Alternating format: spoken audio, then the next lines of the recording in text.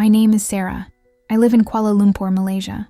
And before I tell you anything else, I want to tell you something that might seem small, but that is to me, enormous.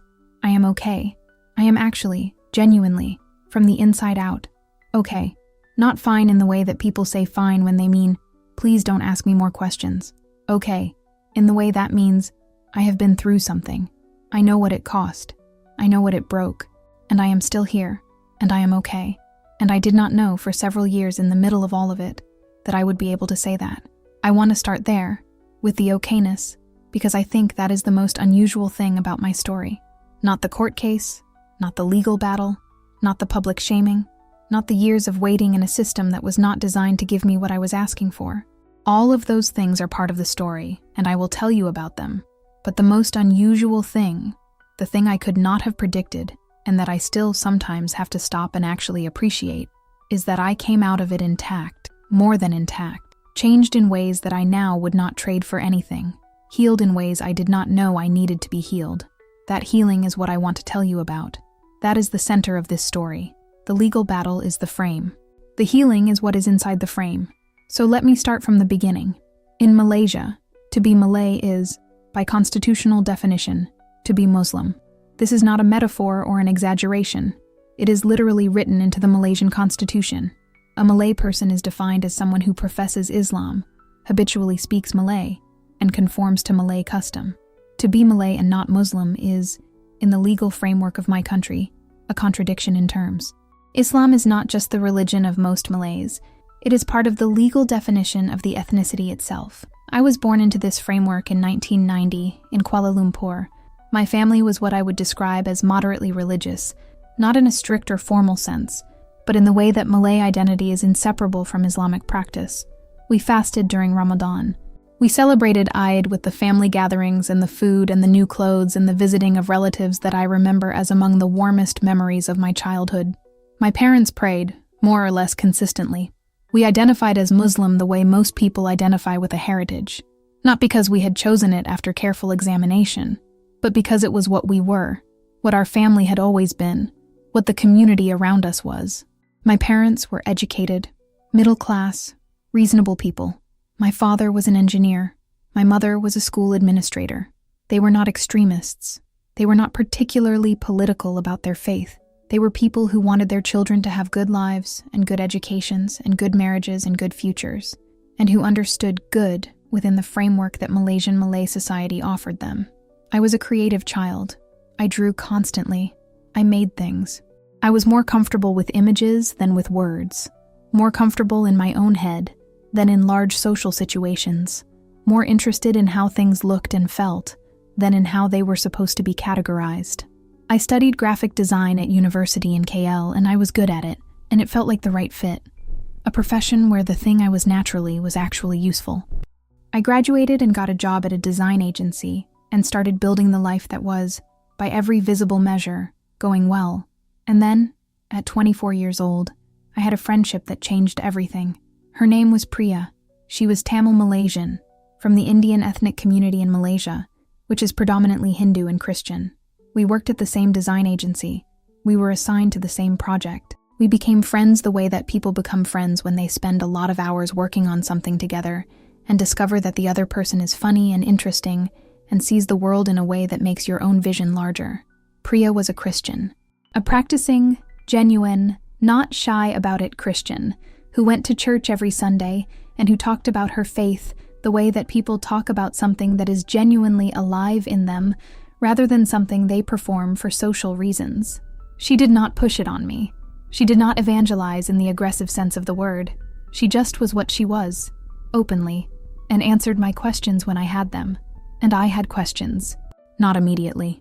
At first, I was simply curious about a person I found interesting, and her faith was part of who she was in the way that my background was part of who I was. But over time, as we talked more, the questions became more specific. I started asking about what she believed, about who Jesus was to her, about what prayer meant to her, about what church felt like. I was not asking because I was searching for a new faith. I did not, at that point, have any conscious sense of searching. I was asking because I was curious, and because Priya had something that I was noticing without being able to name it.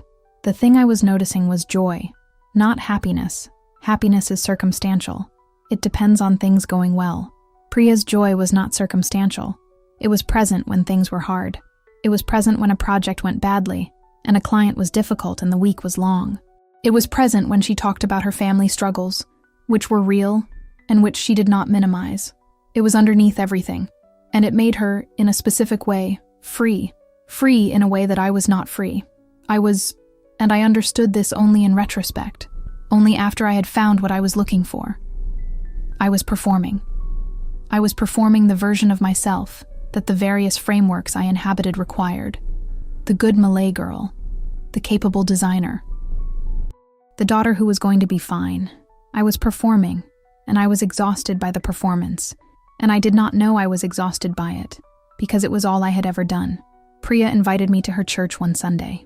I went partly out of curiosity, and partly because I trusted her, and partly because something in me was looking for something without knowing what it was looking for. The church was in a shop house in Petaling Jaya, the kind of unglamorous, practical space that a lot of Malaysian churches occupy, because the official channels for building dedicated church buildings are complicated in ways that reflect the broader tension between the country's religious communities. It was not what I expected. It was warm and full of people who seemed genuinely glad to be there and genuinely glad to see each other, and the music was contemporary and the pastor spoke in a way that was direct and personal, and not at all what I associated with religious services, which in my experience had been formal and scripted, and aimed at an audience rather than aimed at people. The pastor spoke about grace, about the specific, radical, culturally strange idea that God's love is not earned. That it does not begin when you are worthy enough or performing adequately or have cleared a sufficient number of items off a spiritual checklist. That it begins before any of that. That it began before you were born. That it is the starting point, not the destination. I sat in that shophouse church in Petaling Jaya, and I thought, I have never heard this before. Not like this. I have been told about God my entire life, and I have never heard this. I did not become a Christian that Sunday. It took about 8 months. 8 months of going back to Priya's church, of reading, of asking questions, of sitting with the Gospel of Luke that Priya gave me, and reading it slowly and carefully, and letting it say what it said without filtering it through what I already believed. 8 months of a slow, incremental movement toward something that I kept half reaching for, and then pulling back from, because I knew very clearly what the consequences would be. In Malaysia, a Malay Muslim who converts to another religion is not simply making a personal spiritual choice. They are, in the eyes of the Sharia court system, committing an offense that requires rehabilitation.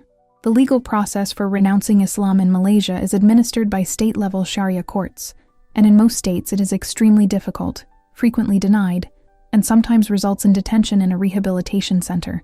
The social consequences are equally severe: loss of family support, community ostracism, potential loss of employment, and in some cases loss of custody of children. There are Malay people in Malaysia who have been trying to legally renounce Islam for decades and have not succeeded. I knew all of this. I had grown up in Malaysia. Everyone knew. It was the reason that the number of Malay Christians in Malaysia was essentially invisible, not because there were none, but because the ones who existed had every incentive to keep that information very, very quiet. But I also could not undo what had happened in the past 8 months. I could not unencounter what I had encountered in that church and in that gospel. I could not make myself not know what I now knew about grace. I tried, at one point in those 8 months, to simply step back, to return to the framework I had come from, to tell myself that what I had found was interesting, but not life-altering, that I could appreciate Christianity as an intellectual encounter without committing to it, that I could keep my life intact by not crossing the line. I lasted 3 weeks, and then I was back in Priya's church on a Sunday morning, and the pastor was talking about the parable of the lost sheep, the shepherd who leaves 99 sheep to go find the one who is lost, who does not consider the 99 sufficient and call it done, who goes and looks until he finds the missing one, and then carries it home on his shoulders. And I thought, I am the one. I am the one he came looking for, and I could not pretend I hadn't thought it. I was baptized on a Saturday morning in a small ceremony at Priya's church. It was quiet. It was real. I stood in the water, and the pastor said the words, and I went under and came up, and I was new and terrified, and more myself than I had ever been. And then the hard part began. I told my parents 3 weeks after the baptism. I told them because I could not sustain the deception. Not with them, not with people I loved that much. My mother's response was immediate and total. She wept. She called my aunts. She called the family imam. She told me that I had brought shame to the family name, and that this could not stand, and that I needed to speak to a religious counselor immediately. My father was quieter, and in some ways that was harder. His silence was not neutral.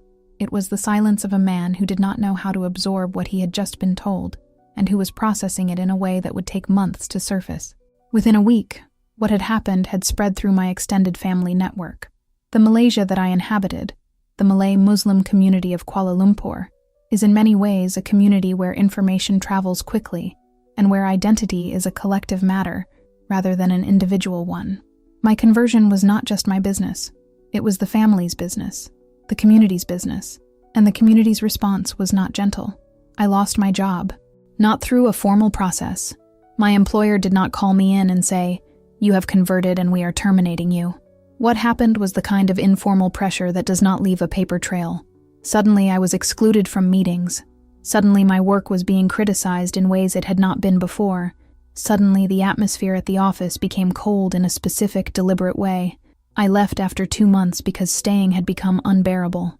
I know others in Malaysia who have experienced the same pattern. I was 26 years old. I had just been baptized. I had lost my job and was in the process of losing my extended family's goodwill, and was living under my parents' roof in an atmosphere of grief and pressure and intermittent anger.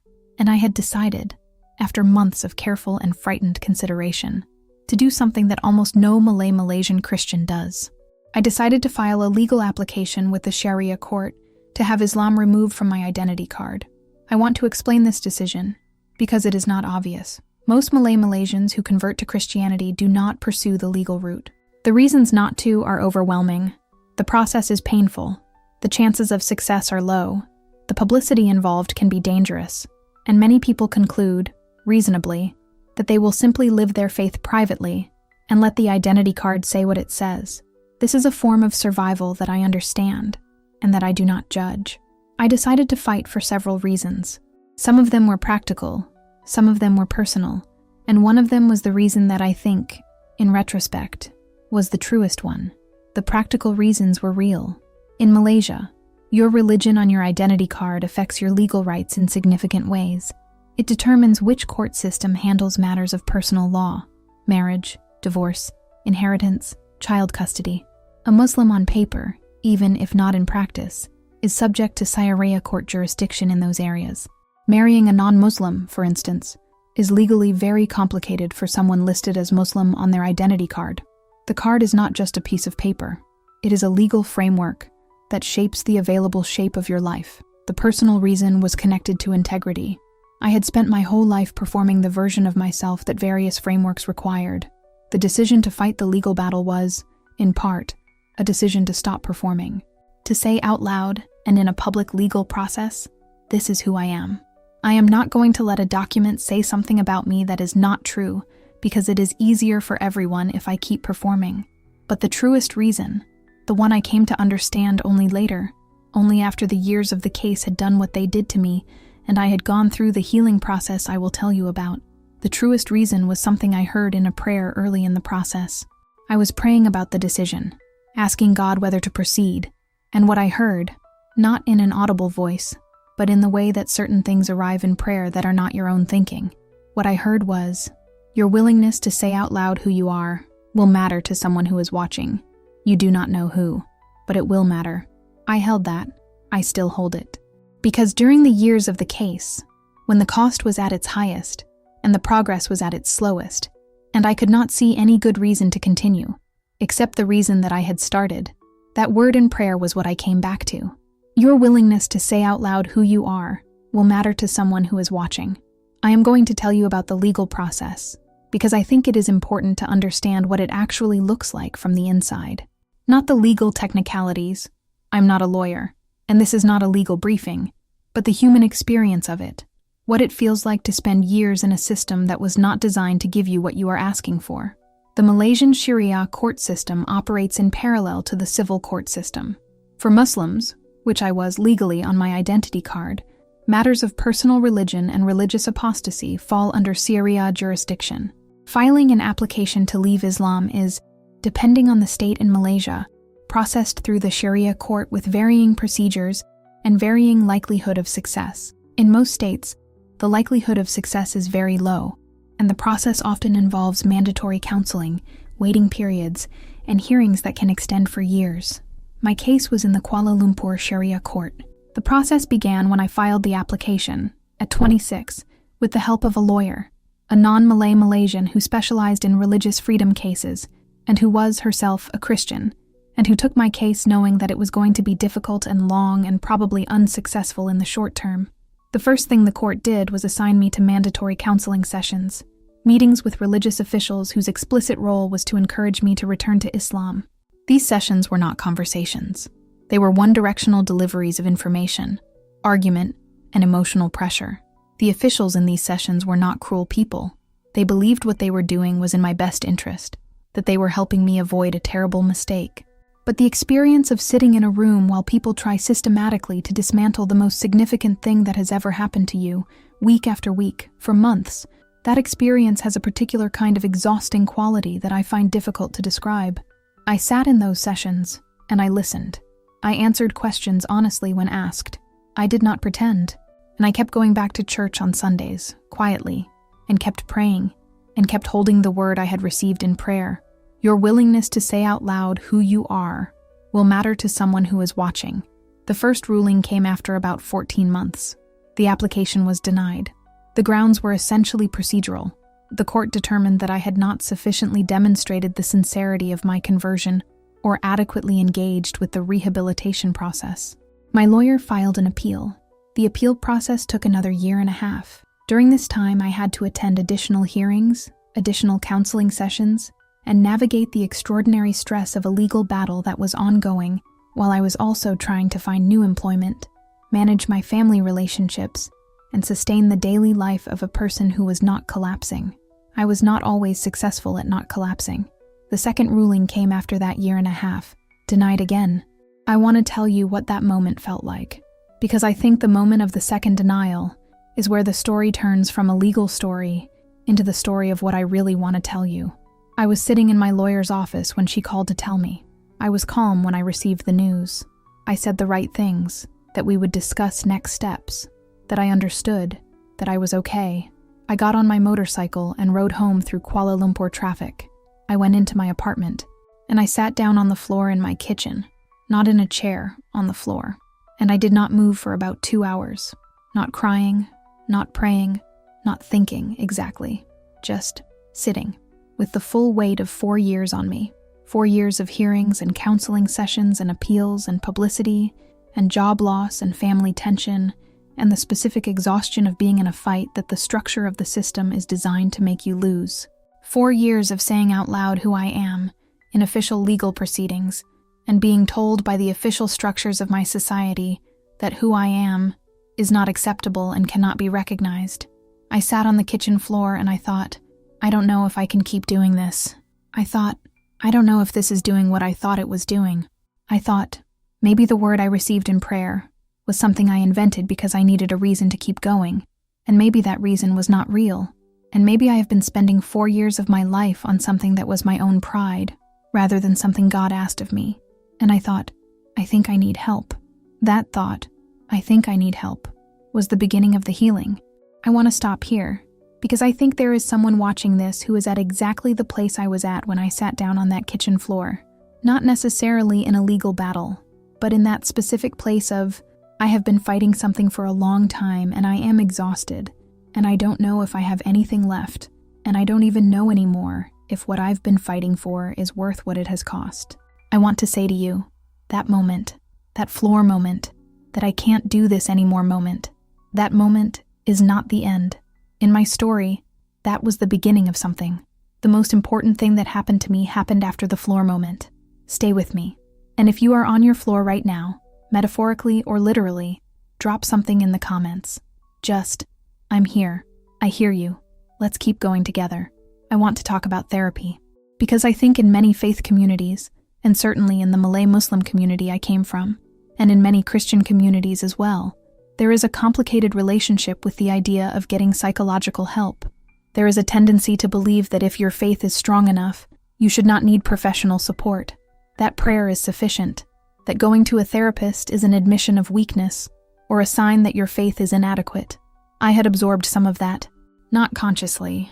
I had never articulated it to myself as a belief, but when I reached the point on the kitchen floor where I thought I need help, my first instinct was to add more prayer, to fast, to look for a spiritual solution to what was happening to me.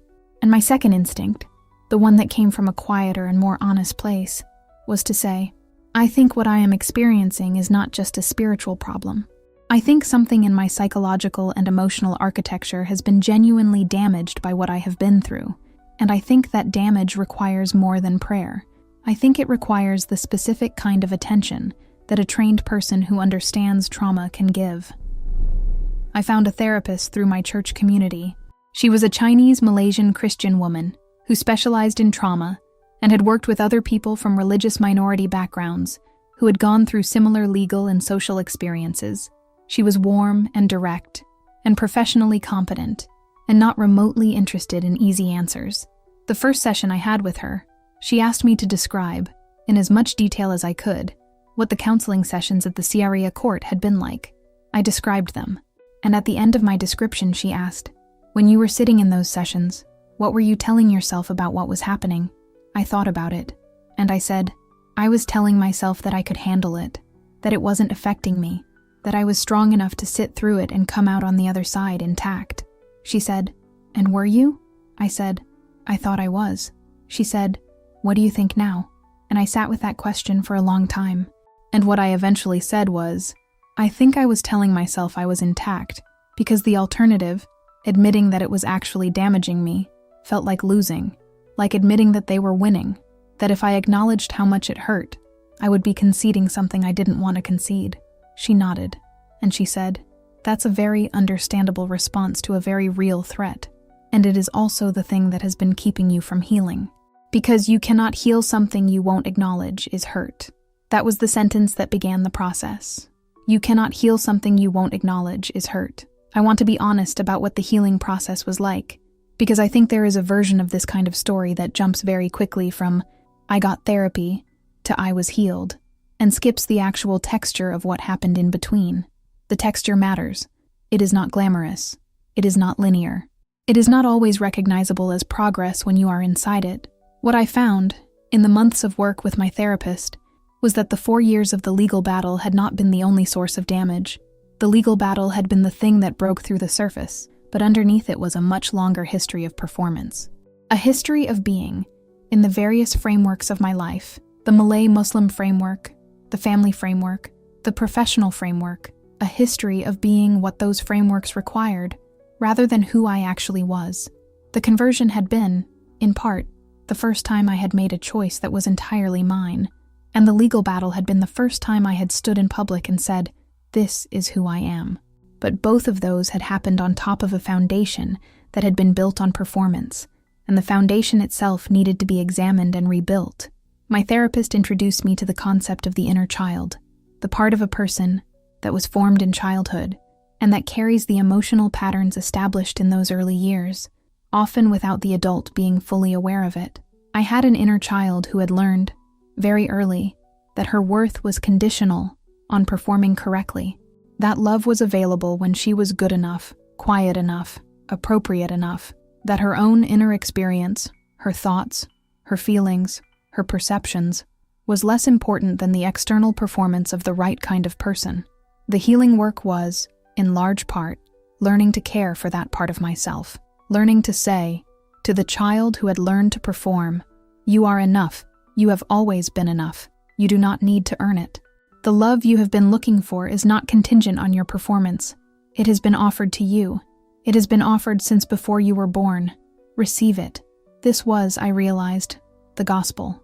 Not in an abstract theological sense, in a direct, personal, applied to my specific psychological structure sense.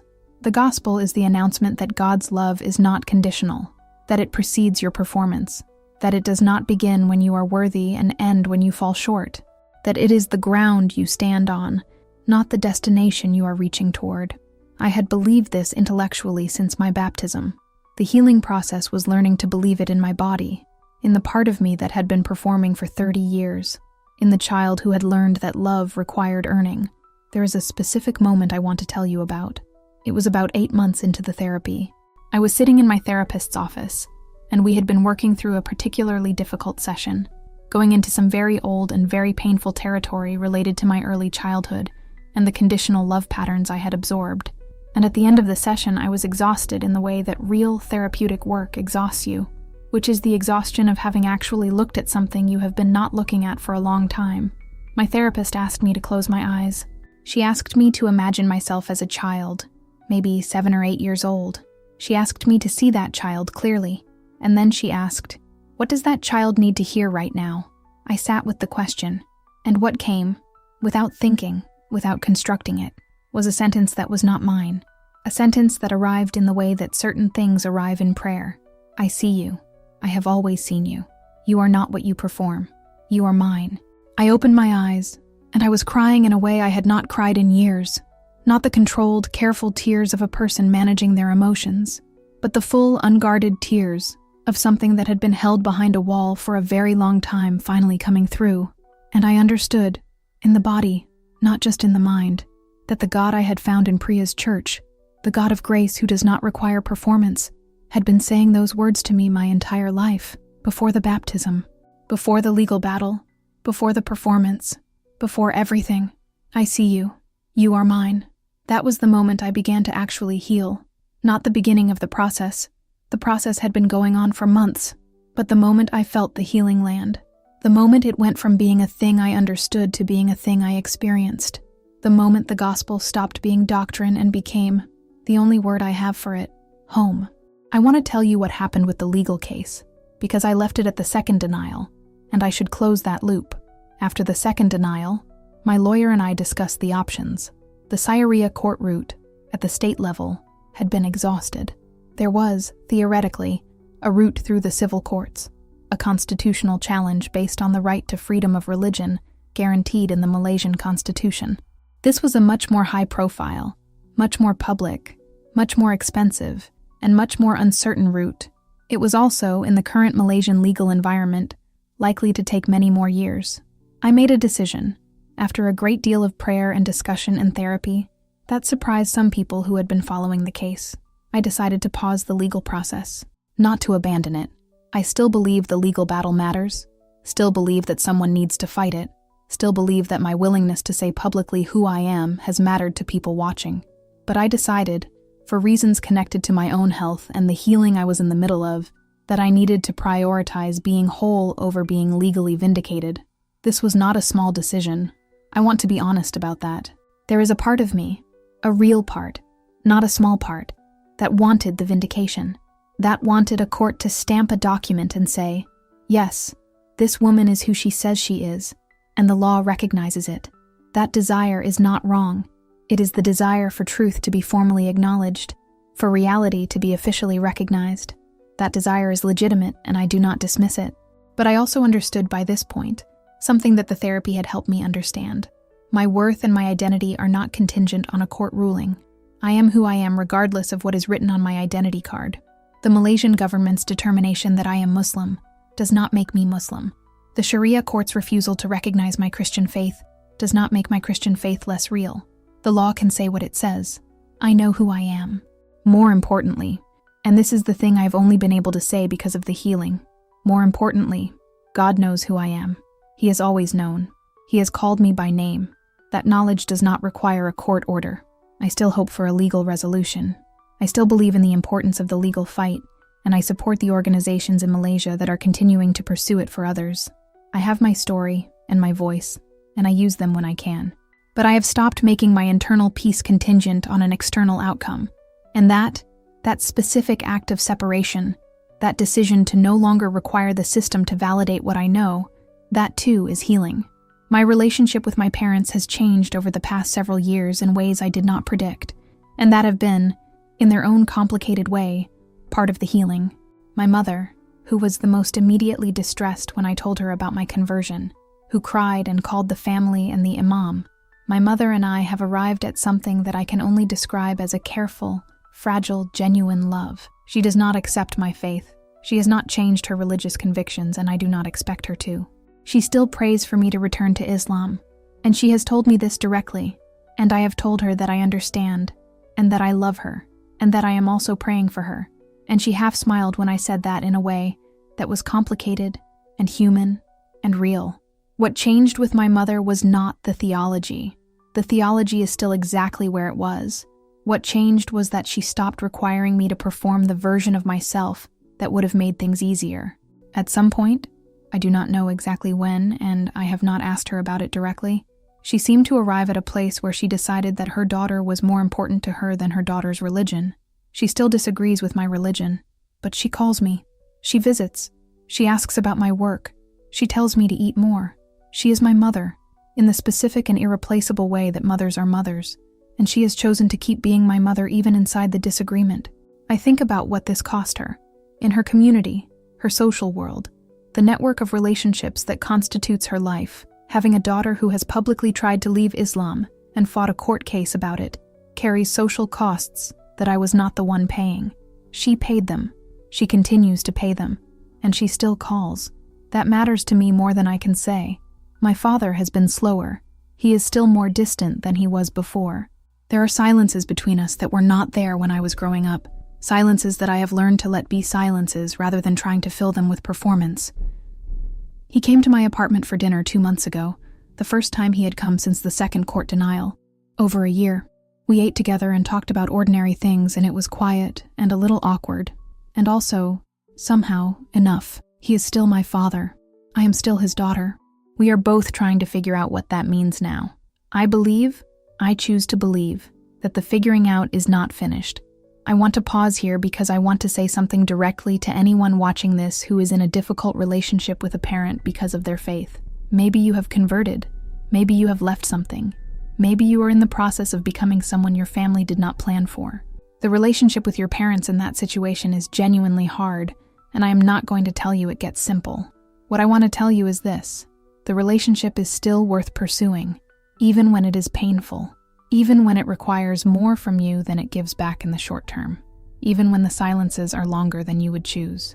The people who raised you, who are struggling to accept who you have become, they are still your people.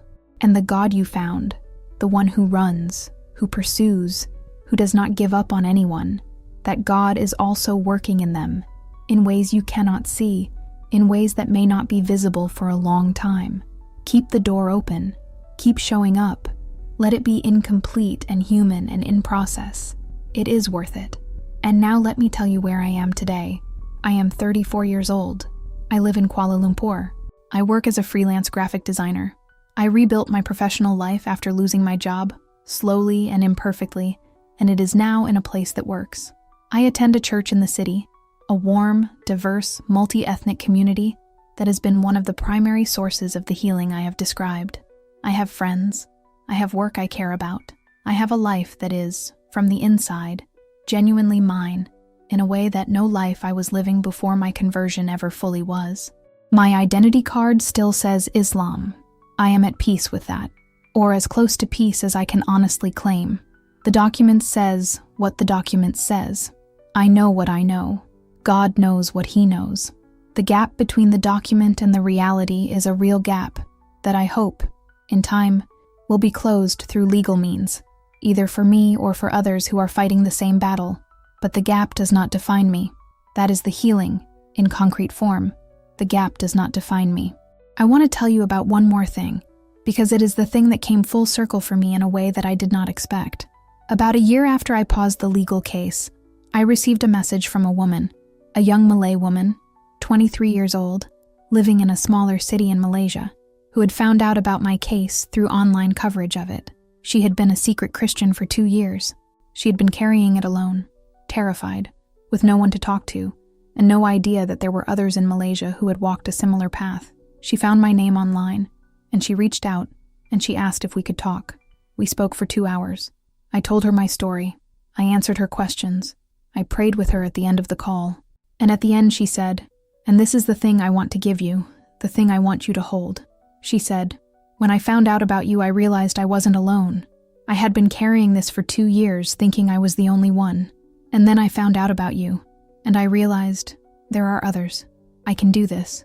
I held the phone after the call ended, and I thought about the word I had received in prayer at the beginning of the legal battle. Your willingness to say out loud who you are will matter to someone who is watching. She was the someone. She had been watching, and it mattered. I do not know how many others there were, how many people who followed the case online, who read about it, who were in their own covered window rooms in Malaysia, carrying a secret faith and feeling alone. I will never know the full number. But I know there was at least one young woman in a smaller city who received, through the years of my very public, very painful, very imperfect fight, the message that she was not alone.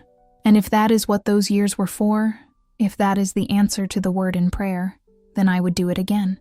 Every hearing, every denial, every counseling session, and every appeal, and every floor moment, every bit of it. I want to say something about Malaysia, because I think it is easy, from outside, to see Malaysia only as the context in which my persecution happened, and that would be a partial and unfair picture of a place I love. Malaysia is an extraordinary country. It is a place of enormous cultural richness and beauty and complexity, 3 major ethnic communities and many smaller ones, multiple languages, a food culture of breathtaking variety, a natural landscape that I find genuinely beautiful, a history of navigating difference that is imperfect and complicated, but also, in ways, remarkable. The racial and religious tensions that are part of Malaysia's reality do not define Malaysia any more than the Taliban define Afghanistan or the Revolutionary Guard defines Iran. They are real. They cause real harm. But they are not the whole picture. The Malay Muslim community I came from, the community that responded to my conversion with grief and pressure, and the full weight of its institutional authority, that community also contains my mother, who calls me, my father, who came to dinner, Priya, who is Tamil and Christian, and who was the first person who showed me a different way to understand God, the women in my church who are of Chinese and Indian and Malay backgrounds, navigating between their ethnicities and their faith in ways that are complicated and ongoing and alive. Malaysia is all of these things simultaneously. What Malaysia taught me about grace is this. Grace is not the absence of difficulty. Grace is the presence of something that makes difficulty survivable. Grace is the fact that in the middle of a Syariah court system that was not designed to give me what I was asking for, I had a lawyer who believed in the case. I had a church community that showed up. I had a therapist who helped me understand what I was carrying. I had a friend named Priya, who invited me to a shophouse church in Petaling Jaya and answered my questions with patience and warmth. I had a word in prayer that gave me a reason to keep going when I could not see the reason. Grace does not make the hard things easy. Grace makes the hard things possible. And I have found grace, abundant, specific, personally targeted grace, in the middle of one of the most complicated places in the world to be what I am. I have found it in Malaysia, and that tells me something about grace. It is not stopped by geography or politics or court systems. It finds the cracks. It finds the Priyas. It finds the words in prayer. It finds the young women in smaller cities who are watching and who need to know they are not alone. It found me, in a shophouse in Petaling Jaya, listening to a pastor talk about the lost sheep. It will find you too. I want to say something about the body, because I think it is important, and because it is not often spoken about in testimonies like this. The years of the legal battle and the family pressure and the job loss and the social isolation, those years did things to my body that I did not fully recognize until the healing process helped me see them. Chronic tension in my shoulders and jaw that I had normalized as just how I felt. A quality of hypervigilance in public spaces that I had not recognized as a symptom of something because it had become my baseline. Difficulty sleeping, difficulty eating consistently. A flatness in my emotional life that I had interpreted as maturity or resilience, but that was, in fact, a form of shutdown. The body protecting itself by turning down the volume on everything, including joy. One of the things that the healing process brought back was the capacity to feel, fully, in the body, without managing the feeling into something more acceptable. The first time I truly laughed, not politely, not socially, but the full unguarded laugh of someone who finds something genuinely funny. After about a year of the healing work, I noticed it because it surprised me. I had not laughed like that in years. I had not realized how much of my capacity for lightness had been shut down until it came back, and I felt the difference. Joy, I have come to understand, is not primarily a feeling. It is a capacity. It is the capacity to be fully present in a moment without managing it, without calculating its cost, without the part of you that is always on guard, interfering with the part of you that is alive to what is actually happening. Trauma shuts that capacity down. The body, under sustained threat, stops being able to be fully present because full presence is dangerous. Full presence means being fully exposed to whatever the threat is. So the body learns to be partially absent, to keep some part of itself in reserve, behind glass, protected. Healing is the process of being able to be fully present again, of trusting, slowly and with lots of evidence and lots of practice, that full presence is safe, that you can let your guard down without being destroyed by what gets in. The gospel, the specific, personal, historically grounded claim that God is love, and that His love does not require your performance, and that you are held and known and safe in the most fundamental sense. The gospel is the theological foundation for the healing of trauma, because the specific damage that trauma does is to the sense of safety, to the sense of being held, to the basic capacity to trust that the ground will hold. And the gospel says, the ground holds. Not because your circumstances are safe, your circumstances may not be safe, but because underneath your circumstances is something that cannot be shaken, a love that is not contingent, a presence that does not leave, a God who knows your name. I believe that. I have tested it against the worst my life has offered so far. It has held. The ground has held. I am here, at 34, in Kuala Lumpur, with my mother who calls, and my father who came to dinner, and a young woman in a smaller city who is not alone because of me. I am here, full of the capacity for joy that I almost lost and got back. I am here, unperforming, fully present, genuinely okay. The ground held. I want to speak to Malaysians who are watching this, to the Malay Muslims who might have found this video, and who are watching with complicated feelings, curiosity, anger, recognition, or some mixture of all three. I am not your enemy. I know that what I have done looks like a betrayal from inside the framework I came from. I know that apostasy is, in that framework, one of the most serious things a person can do. I know that my parents' grief was real, and that the community's response, though it was painful for me, came from a genuine belief that I was making a catastrophically wrong choice. I want to tell you that I understand that belief, and that I do not carry contempt for the people who hold it. I grew up inside it. I know its shape from the inside. I know the love that it is sometimes wrapped in, and the real fear that underlies it. I am not contemptuous of my community. I love my community. I love my country. I love my parents. I love the Malay language and the food and the specific quality of a Malaysian evening and the way the call to prayer sounds moving across the city at dusk. I love these things because they are mine. They are the fabric of my life, and conversion did not take them from me. What I want to say to the Malay Muslim watching with curiosity, with the specific kind of curiosity that Priya's joy once produced in me, is, your curiosity is legitimate. Whatever you are noticing, whatever you are questioning, whatever quiet voice has been there underneath the prayers that you have not spoken out loud, that voice is worth listening to. The God I found is not a Western God, not a colonial imposition, not a threat to your identity or your culture. He is the God who made you, who knows your name in Malay, who I believe has been pursuing you as specifically and as persistently as He pursued me. You do not have to fight a court case. You do not have to do what I did. I am not telling you my path is the path.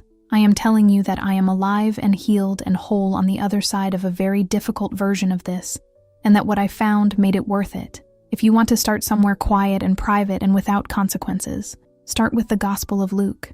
Read it slowly. Ask God, whoever you understand God to be, to show you what is true. That is all. That is enough to begin. And if you are a Malay Christian already, if you are carrying a faith in secret, navigating the specific weight of being who you are in the country that defines you as something else, I see you. I have been you. You are not alone. There are communities. There are people. There are organizations that exist specifically to support you. Find them. You do not have to carry this alone. Let me tell you what my ordinary days look like now, because I think there is value in the ordinary. I wake up in my apartment in KL. I make coffee. I have a small coffee setup that I am perhaps unreasonably proud of. I sit by the window while the coffee brews and I pray. Not formally, not in the way I was taught to pray, but in the direct and personal way that I found in Priya's church, and that has become the texture of my relationship with God. I tell him about the day. I tell him what I am worried about. I tell him what I am grateful for. I ask for what I need. I sit with the quiet for a few minutes. And then I go about my day. I design things, visual things, logos and layouts and brand identities, and the occasional piece that is purely creative with no client attached. I find my work satisfying in a way that I am not sure I fully appreciated before everything I went through. The ability to sit at a desk in my own apartment and make things without managing anyone else's feelings about my identity, without performing for a framework, that ordinary freedom is not something I take for granted. I meet with a small group from my church every week. We eat together. We read scripture together. We pray for each other. We talk about our lives with an honesty that I did not know was possible in a community before I found this one. There is a woman in our group, a Chinese Malaysian in her 50s, who became a Christian in her 40s after a divorce and a period of what she describes as total darkness, who has become one of my closest friends. We understand each other in the specific way that people understand each other when they have both been through the process of becoming themselves at great cost. I am not in a romantic relationship currently. I am open to that possibility. The complications that come with being a Malay woman who is legally classified as Muslim on her identity card and who is also an open Christian, those complications make dating and marriage considerably more complex than they would otherwise be, and I have decided not to rush that part of my life. I trust that what is meant to come will come. In the meantime, I am building the life I have with attention and gratitude, and the occasional very good cup of coffee. This is not a dramatic life. It is not the life that converts in extreme circumstances lead. I am not fleeing a country. I am not hiding from physical danger. I am not in prison. What I am is a woman in KL who fought a quiet, years-long, publicly invisible battle for the right to be who she is, who was broken by that battle in ways she did not immediately recognize, and who found, in the process of being put back together, something more whole than she was before the breaking. That is the testimony. Not dramatic. Not resolved in a tidy legal sense, but real, and mine, fully, completely, unperformingly mine. I am Sara Hassan. I am 34 years old. I live in Kuala Lumpur, Malaysia. My identity card says I am Muslim. My heart says I belong to Jesus. And for the first time in my life, I am not in any conflict about who I am. I know. He knows. And that is enough. Before I go, one thing. This channel exists because people share it. If this story gave you something today, if it made you feel less alone, if it gave you language for something you were carrying, if it made you laugh or cry or think about someone you love, please pass it on. One person. That is all. Send it to one person. You never know who needs it. Subscribe if you haven't. Ring the bell. There are more stories coming. More voices, more countries, more people who found what I found by completely different paths, and who are here to tell you, it is real. It is available. It is worth whatever it costs. And to you, specifically, whoever you are, the one watching this at whatever time of day or night, it is where you are, in whatever country, in whatever situation. I want to say that what happened to me, the finding, the fighting, the breaking, the healing, none of it was wasted. The floor moment was not the end. The second denial was not the end. The worst of it was not the end. And whatever your floor moment is, or has been, or is coming, it is not the end either. The ground holds, he holds, and you will be okay. I promise. My name is Sara, and this is my testimony.